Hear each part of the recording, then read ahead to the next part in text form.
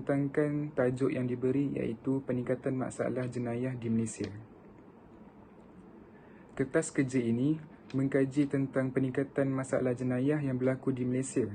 Nisbah jenayah indeks bagi 100,000 penduduk di Malaysia pada tahun 2017 bertambah baik kepada 309.7 berbanding tahun sebelumnya, iaitu 355.2. Pada tahun 2017, 6 buah negeri telah merekodkan jenayah indeks yang melebihi paras nasional, iaitu wilayah Persekutuan Kuala Lumpur dengan indeks 716.9, Selangor 408.6, Negeri Sembilan 356.6, Melaka 339.2, Pulau Pinang 318.3 dan Kedah 315.3. Sementara itu, negeri Sabah telah merekodkan jenayah indeks yang terendah, iaitu 157.7. Nisbah jenayah indeks bagi 100,000 penduduk di Malaysia pada tahun 2018 bertambah baik kepada 273.8 berbanding 2017, iaitu 309.7. Jenayah di Malaysia telah mencatatkan peningkatan dari tahun ke tahun. Taraf kehidupan yang tinggi di Malaysia seiring dengan modernisasi dan pembangunan ekonomi secara langsung meningkatkan taraf kehidupan setempat, sekaligus meningkatkan masalah sosial. Masalah sosial timbul kerana keruntuhan nilai kemanusiaan dan moral dalam kalangan ahli masyarakat, terutamanya dalam kalangan remaja. Di antara jenayah sosial yang sering berlaku di Malaysia ialah seperti memperdagangkan manusia, jenayah cyber, penyalahgunaan dadah, ketagih alkohol, aktiviti seks bebas, kes buangan bayi, lumba haram dan sebagainya. Kertas kerja ini ingin lebih memfokuskan kepada peningkatan kadar jenayah dalam kalangan masyarakat Malaysia. Ini adalah kerana kadar jenayah dari tahun ke tahun adalah berbeza kerana mengalami peningkatan dan juga penurunan. Cabaran kepada masyarakat kerana ini adalah satu cabaran kepada masyarakat kerana pemodenan dan juga pembangunan semasa yang semakin maju menyebabkan taraf hidup di Malaysia semakin meningkat. Kepesatan pembangunan akan membawa pelbagai perubahan dan kemajuan ke atas sesebuah negara, termasuk Malaysia. Namun begitu, kemajuan pembangunan yang begitu pesat akan menimbulkan kesan ke atas peningkatan kos sara hidup di Malaysia yang terpaksa dihadapi dan tidak dapat dielakkan. Peningkatan kos sara hidup turut memberi kesan kepada kemerosotan taraf sosial keluarga. Oleh hal yang demikian, memaksa kedua ibu bapa bekerja bagi menampung kos perbelanjaan yang semakin meningkat di Malaysia sehingga kurangnya perhatian kepada anak yang akhirnya memudahkan anak-anak terdedah kepada gejala sosial dan berlaku peningkatan jenayah. Akhir sekali, kertas kerja ini juga membincangkan berkenaan dengan definisi jenayah sering dikaitkan dengan taraf hidup tinggi dan masalah sosial remaja hari ini, di samping membincangkan tentang faktor-faktor yang menyebabkan peningkatan masalah jenayah, serta apakah pendekatan yang boleh diambil untuk mengurangkan masalah ini. Konsep jenayah didefinisikan sebagai kejahatan atau pidana yang merupakan satu perbuatan yang menyalahi undang-undang pemerintahan sesuatu tempat. Seseorang yang melakukan jenayah ini dikenali sebagai penjenayah.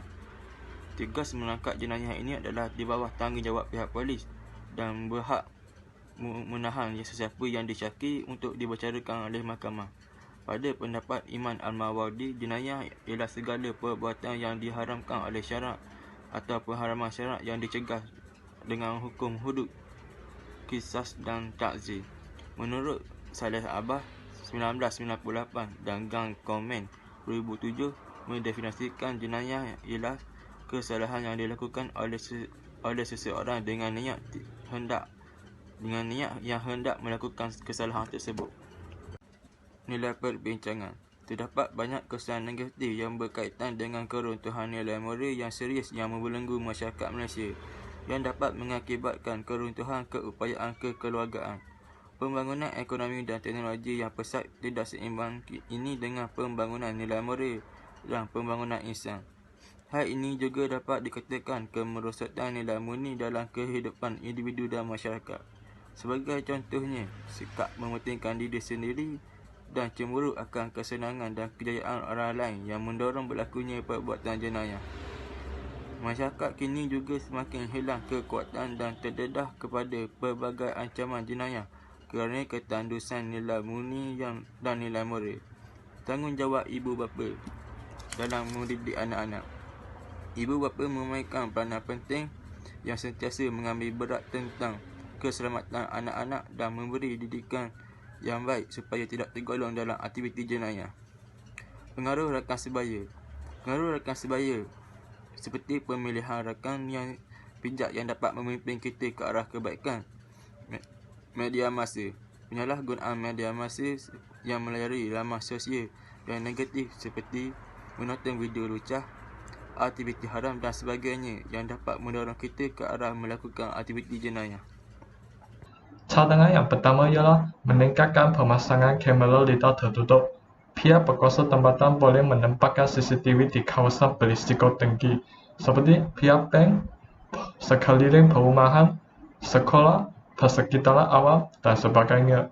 Hal ini terbikin kerana sekiranya berlaku kes jenayah, pihak polis boleh menggunakan CCTV untuk mengecam muka penjenayah dan juga melakukan semula kejadian jenayah. Oleh itu, kewujudan CCTV adalah menakutkan dan akan menghalang mereka untuk menjalankan aktiviti jenayah.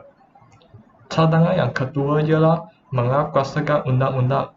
Pihak kerajaan hendaklah menguatkuasakan undang-undang yang sedia ada dengan tegas untuk melindungi masyarakat supaya memastikan mereka mengelakkan berbahaya daripada kes jenayah.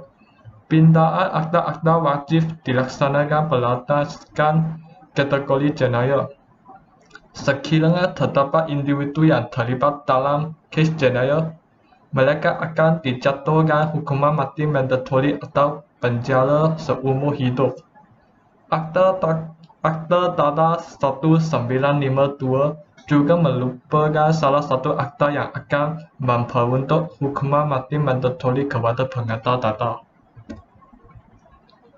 Cadangan psikologi seperti kempen motivasi dan kempen kesetaraan yang diadakan juga boleh membantu anggota masyarakat untuk mengetahui cara menghindarkan diri. Mereka juga akan diberikan kesedaran tentang aspek keselamatan. Selain itu, penubuhan kelab pencegahan jenayah yang di dalam sekolah atau persekitaran awam juga dapat mengurangi kegiatan jenayah. Pendidikan juga memainkan peranan yang sangat penting dalam menyelesaikan masalah jenayah. Kerajaan boleh menggunakan pendekatan psikologi untuk mengurangi masalah jenayah dalam kalangan remaja. Penerapan nilai-nilai murni dapat mendedarkan para pelajar tentang norma hidup masyarakat yang berkibarkan kasih sayang dan persaudaraan.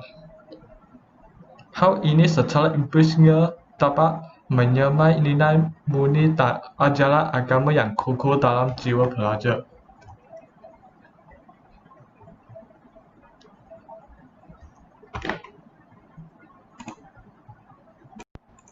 Cadangan yang terakhir ialah program latihan khidmat negara yang dilaksanakan oleh pihak berkuasa sejak tahun 2004. Program ini berobjektif untuk melahirkan model insan yang berintegriti dan juga memupuk semangat kekitaan dan perbuatan dalam kalangan generasi muda. Dengan adanya pendekatan psikologi ini, generasi muda tidak akan meletakkan aktiviti penjenayah dalam tempat keutamaan mereka. Okay? Terdapat beberapa faktor dalam peningkatan masalah jenayah di Malaysia. Yang pertama, kehadiran pendatang asing. Tidak dinafikan kehadiran pendatang asing ini akan membawa bersama budaya negatif dari negara asal dan mempengaruhi cara hidup dan budaya mereka ketika berada di negara orang. Seterusnya, kelemahan sistem penguatkuasa undang-undang. Pihak berkuasa belum dapat kerjasama daripada masyarakat untuk mengetahui trend terkini seperti jenayah cyber yang bertujuan menipu masyarakat dengan meminta maklumat peribadi seperti nombor kad pengenalan, maklumat tentang bank peribadi dan lain-lain lagi. Selain itu, kes buli dalam kalangan remaja. Hal ini sudah tentu mengganggu masyarakat sekeliling dengan aktiviti remaja tersebut seperti menunggang motosikal secara bahaya, berlumba haram dan sebagainya. Seterusnya, jenayah sosial seperti melakukan hubungan seks sebelum berkahwin. Hal ini terjadi kerana remaja kurang mendapat didikan agama yang cukup dan mudah terpengaruh dengan budaya barat yang merupakan negara bebas. Kesimpulannya, terdapat pelbagai usaha yang perlu dilakukan oleh pihak yang bertanggungjawab untuk memastikan kes jenayah dapat ditangani dengan berkesan. Walau bagaimanapun, semua pihak perlu berganding bahu dengan pihak yang berkuasa untuk memastikan kes jenayah dapat dikurangkan. Sekiranya langkah tersebut tidak diambil, sudah pasti kes jenayah sukar ditangani. Kita tidak mahu perkara tersebut berlaku kerana kita tidak mahu keamanan dan keselamatan anggota masyarakat terjejas. Jadi, kita berharap agar masalah jenayah dapat ditangani dengan berkesan demi keamanan dan kesejahteraan rakyat negara ini.